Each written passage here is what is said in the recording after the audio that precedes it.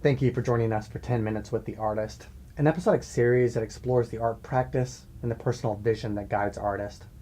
On today's episode, we're very proud to have Kent Kapplinger, who exhibited his recent artworks at the 2016 Visual Arts Faculty Exhibition at the Memorial Union Gallery at North Dakota State University. Kent's monotypes and screen prints become archives of historical, didactic, richly relevant issues that often lie beneath the surface. There is an element of region that centers a conversation that is relatable as it is complex. Kent will join us today to speak about his craft as well as concept.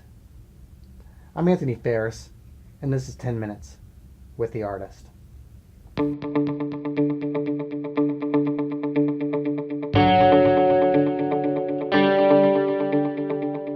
So thank you so much, Kent, for joining us today on 10 Minutes with the Artist.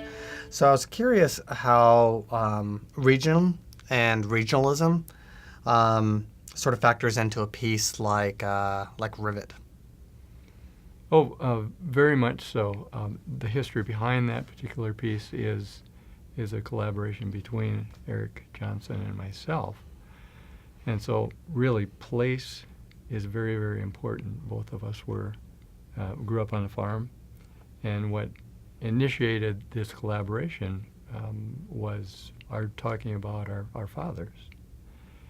Because I had reminisced that I did one collaborative piece with my father, and I really appreciated that opportunity.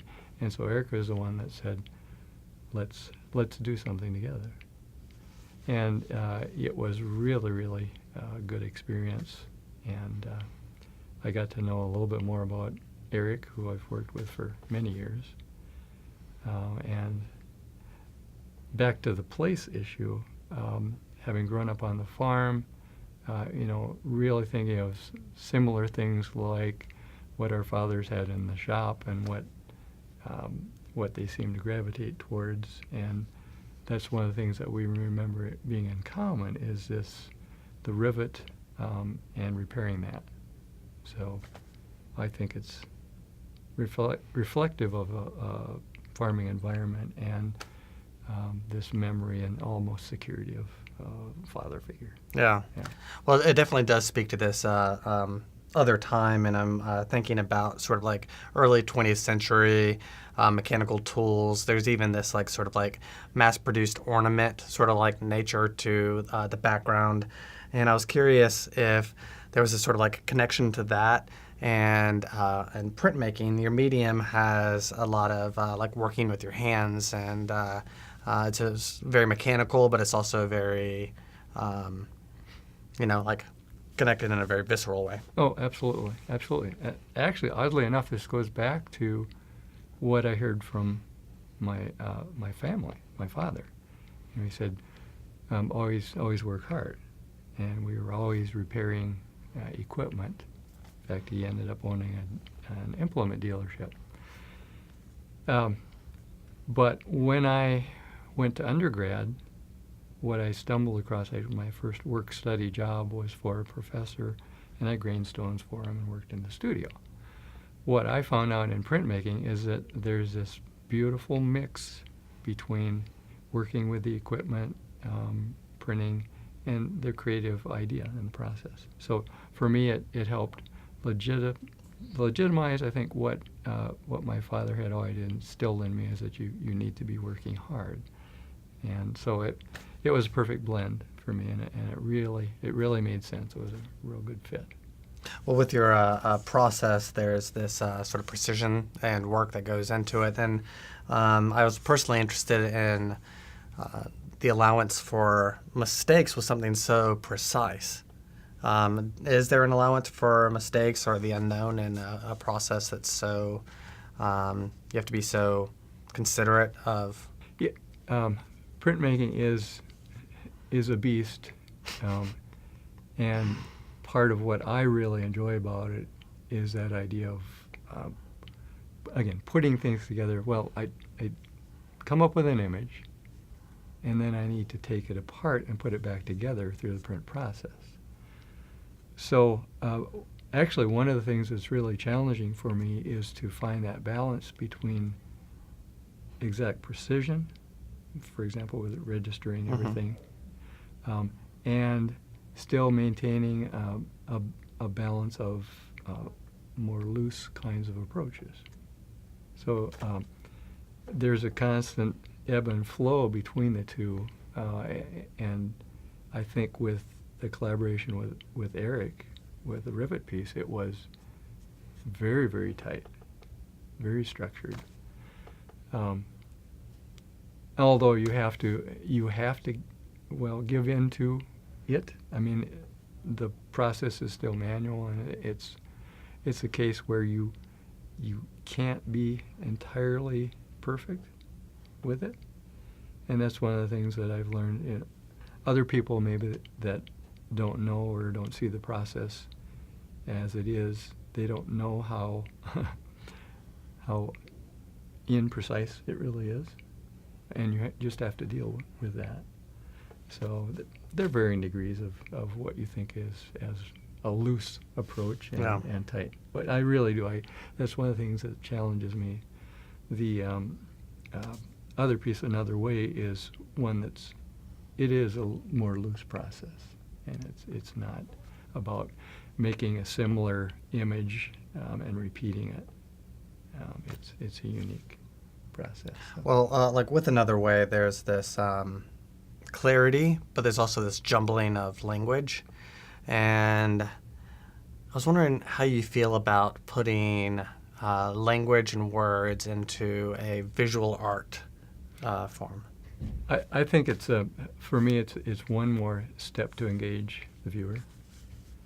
And back to the issue of having a straightforward image, I do like to have some varied interpretations, I guess, when viewers are looking at the piece. So that's the part of sometimes confusing, but also the ability to sort of have them wander when they're thinking about it. Text, I think, is a really effective element in imagery. It's also very challenging.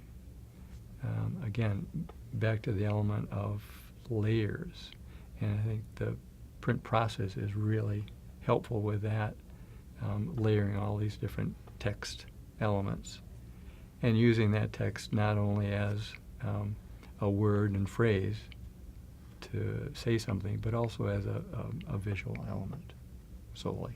Yeah. As artists, the content that we explore is often really personal, but it's not always like richly relevant to the viewer, or contemporary discourse. But the piece, Another Way, actually speaks to a pipeline, and living in North Dakota, it's a really contentious issue. So it was made in 2014. I was curious how you look at it differently from its creation and sort of the current events that are going on now with it. Is there a difference, or is it this? I'm contemplating what I would do differently, and I would be more careful to include the individuals that are there now, and how important it is that they're as a whole speaking out. Yet the other part of it, it's not like I'm saying I told you so, but it seems as though I'm sort of focusing in on a number of these issues before they're really, not popular isn't the right word, but they're in the public. The pipestone, is that what it was? Pipeline, that's the one that was talked about in Another Way. The issue is coming up again, and now there's a more unified voice saying that the route is not a good one. Yeah.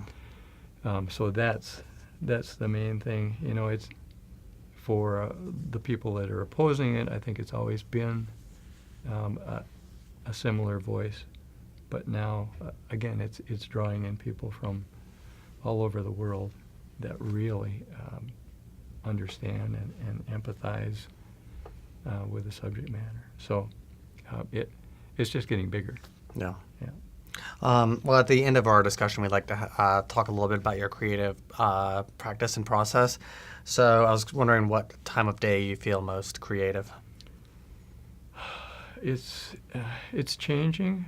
I spent most of my career working, late into the evening and early morning, and that may have been partly because you work throughout the day and then have time at night. So my productivity has been more challenging now that as I age, I can't stay up as late. So I'm finding more that I'm forcing myself. Actually, now I'm probably more productive in the early morning, and part of that is again putting it in with the teaching schedule, and students are not always up and at 'em early, so I may have more opportunity to work in the studio. And again, it's not that I don't appreciate having them there. It's just that alone time. Right. Often, if you have students in there, and it's my own choice, but if they ask a question, I can't help but answer them and help guide them a little bit. So it's a mixed bag. Yeah. Do you listen to music or anything like that while you're making art? Oh, I love to listen to music. Again, I used to listen to headbanging, really loud music just to keep me going in the middle of the night. What occurred when we switched studio spaces is that now I have to be more mindful of those around me, up above and below me. And I miss that element of just being able to crank it up and forget about things. And on occasion, I do have to. If I'm finishing an edition, it's just I gotta have that just to keep going. And people above and below are, every once in a while they come and say, "What the heck is going on here?" But everyone kind of realizes that you need to do that from time to time. Yeah. So. Is there anything that you're reading right now? Reading? Yeah, for work I'm reviewing PT&E documents. So, no, it inspires your practice. Yeah, no, right now I'm not. But generally I'll read. Reading Wendell Berry, I really enjoy what he writes. It seems to click with sort of an idealistic point of view about farming and rural elements that I really appreciate. And I know you can never go back, but again, I think we often miss the opportunity to really learn from what's happened before, and really assess what we do. So, well, I guess my last question would be, like, with the work that you're doing, what's next for you? That is a very, very good question. I've got several different things going on at the same time. Just completed an edition for an exchange portfolio, and that was a great one because it was it involved alumni, and the title was The Matrix, I should say. So I got to utilize that element of using all those different matrices and working with those to create something. So each one of those different plates or blocks has this whole memory of things with it. Yeah. So a lot of my work really is about communication, collaboration, and seeing what comes from that. Yeah. Well, Ken, I can't thank you enough for coming today to talk with us. Yeah, my pleasure. And I'd like to thank you all for your time and your interest in the professional practice and the creative explorations happening here at North Dakota State University. So thank you, and for everyone here at the Memorial Union Gallery, keep creative.